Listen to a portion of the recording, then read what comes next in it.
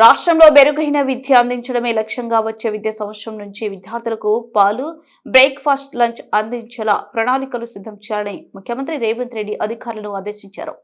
2026 విద్యా సంవత్సరం జూన్ నుంచి అమలు జరిగే విధంగా ఈ కార్యాచరణ ప్రణాళిక ఉండాలని చెప్పారు.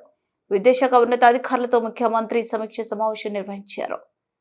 ఈ సమావేశంలో ప్రభుత్వ సలహాదారులు కేశవరావు, ఎం నరేందర్ రెడ్డి, ఉన్నత విద్యా మండలి చైర్మన్ బాలకృష్ణారెడ్డితో పాటు ఉన్నత అధికారులు పాల్గొన్నారు.